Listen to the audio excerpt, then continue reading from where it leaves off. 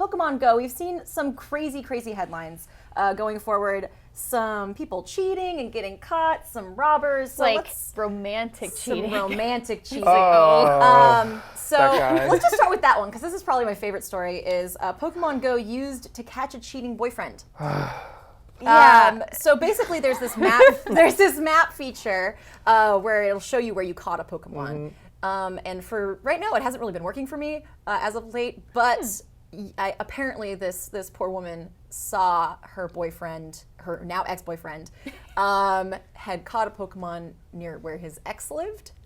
I'm not exactly sure how she pinpointed this, but they are now broken up. Are they sharing like a Pokemon Go account or something? I mean, there's a lot of questions here, but the point is... The moral of the story there is don't share custody of your Pokemon. Yeah, or just, if you're doing something stupid like cheating, which you should not do, don't give wifey the phone, and expect not to get caught in some way. Yeah. Where's your brain at? Seriously. Not that we want to say cheating's okay. Again, it's bad. Yeah, you shouldn't do that.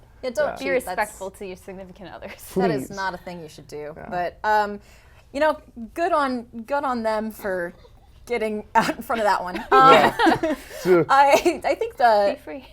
One of the crazy stories I actually heard people talking about on the radio was multiple dead bodies found by Pokemon Go players. Yeah. So there was the girl who went on a morning Pokewalk near a river and found a dead body in the river.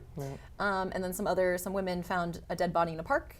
And I feel like this is kind of tangentially related to Pokemon Go. It's not really like a crazy Pokemon Go story. It's just these people happen to be walking outside. Yeah, I mean, one of the greatest things about Pokemon Go is that you're constantly exploring and going different places you wouldn't have normally, and maybe some places that people hide bodies. Dumping grounds for and you never even knew, but it was happening. But I agree with Miranda. That's kind of the genius of the app, is just encouraging you to explore either areas where you live or areas that you're just visiting. So the way this has sort of been unfolding is kind of mind-blowing, but you're right that it's tangentially related. And it's also just like a reminder to be safe while you're exploring. Don't go places that you would be uncomfortable going alone. I mean, there's still real-world places. They're no safer because you have your Pokemon with you. They will not come out of the phone and defend you. If only. Next Pokemon Go game, I hope. Yeah, but then tangentially related, there was that story of folks using lures to try and lure out players. That's what I was rob them. That's what I was getting to next. That's the story that's specific to Pokemon Go, because you can find a body walking around if you're just walking around, but. These people used lures to not lure Pokemon, but people. Yeah. And when it happens every time, you drop a lure at any location, and if you just look around you, people do start to sort of show up and try and catch something. It's just part of it. I feel like the game is at its most social, too, at spots where there are lures, because everyone comes over and goes, there's that knowing glance of, hey, I know what you're playing. You did this a second ago. So let's talk about this. But what team are you? Yeah, it's a real shame to see that kind of exploitation sort of happening with the app. And then I'm someone who, I live up in the East Bay. I open up the app just randomly at night.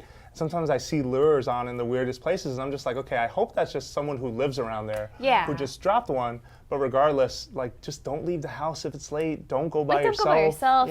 There's very obvious safety things you should do. Don't go to places you're uncomfortable with or haven't explored during the night. Yeah, and it basically applies to anything you're just walking around by yourself. Be safe. But in happier news, Pokemon Go helped people catch a criminal. Yeah. It was really cool. I think they were former Marine Corps. Yes. A guy was bothering kids at a playground. Jerk. Which is terrible. Worse than Team Rocket That's by super far. Scary. That's awful. What a punk. Honestly, you have nothing better to do. Yeah, what? Yeah, you deserve to be caught by Pokemon Go players. Also, he was wanted for attempted murder, I think. Yes, or something, or suspected of murder. Yeah, I think he was wanted. Is very, very scary, and very fortunate that somebody was around to help take care of that guy, especially when kids are there. Yeah. Ooh. Yeah, absolutely, I agree. Definitely. This is definitely the roller coaster of Pokemon stories, because we're going from the fun to the serious. Holocaust Museum and Auschwitz museums are asking players not to play Pokemon Go. Yeah. Which I feel like that's not something you should have to ask. Yeah. Don't catch Pokemon when you're learning about a genocide. Yeah, it's such a difficult situation though, right? Because Pokestops are labeled and chosen by Niantic and player feedback, stuff that they learned on Ingress, and they even have this other app called Field Trip that has to do with informing you on locations. But yeah, the unfortunate part is that a more serious museum, not one like the Museum of Natural History or the Art Museum, where it's a little bit more fun. Someone put an image on Reddit of a coughing the Pokemon. inside of the Auschwitz Museum, and it was really disturbing. And no one thinks that's real. Like most folks think that was fake. You can Photoshop that. But that's not And funny. I also don't think Niantic would be like just not sensitive to like that kind of idea or that happening. But yeah, it's the unfortunate fallout of this app being so popular is that it's bringing groups of people maybe to places to catch Pokemon where they shouldn't. Yeah. I feel like there's all those police stations too, like people going places where they really shouldn't be trying to catch Pokemon. It's like, guys, calm down a little bit. Yeah, police stations having to say, you don't have to come inside. We Yeah. have actual work to do. I do think, I mean, it's the same sort of politeness and manners you would previously, before Pokemon Go, you would have displayed at a Holocaust museum. Right, like you probably shouldn't just be on your phone the entire time anyway, right? Exactly. Yeah. So it's, again, this is another one of those stories where it's not necessarily Pokemon Go's fault. Yeah. But it is very, I mean, this one's is definitely the least funny of them because this isn't a joke. Well, it's a slippery slope too because you have businesses that have actually been thriving because of Pokemon Go, right? they You use have it like more people lures. visiting like than ever. Yeah. But then you have the flip side, which is, okay, an organization like the Jewish Holocaust Museum should absolutely be able to delist themselves. I and think, say, yeah, hey, there are ways take you us can off, contact please. Niantic and try to see if you can get your Pokemon stuff or Pokestops or gyms or whatever unlisted. Yeah. But I'm not sure exactly how that process goes. Yeah. So Yeah, I think, there's some sort of reporting. One that we don't have on the list, I'm just going to throw a curveball at you guys, is the guy whose house was a former church right. and saw that story. became a gym. Yeah. And he was joking on Twitter, sort of jokingly, but also like, hey, this is sort of a problem for me, is that people kept coming up to his house and driving away, and it made his house look like a drug dealer's house. Yeah, he had to tell the neighbors, like, Like, hey, it's- I haven't gone Breaking Bad on you guys. Like, this is not, it's just it's not like this. But it is, I just think it's just an interesting thing to think about the real world consequences of your house or just somewhere near you being a virtual location. Yeah, absolutely. Yeah, and then going into the lighter stories finally, the Pokemon theme song, plays of the Pokemon theme song jumped 382% on Spotify. You got to get your trainers list going. You know, when you're going out to catch Pokemon, you have to have your Look, theme.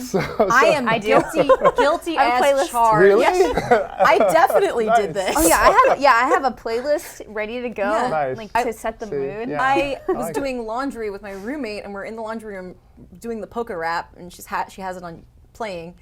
And then some random guy walks in, and we both just went silent Nice. and just like paused it.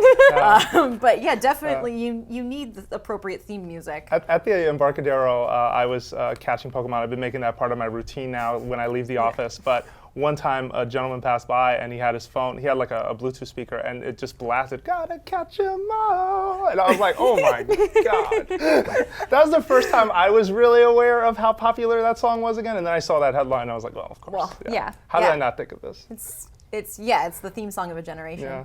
And then last, my favorite story, because I can't believe this is real.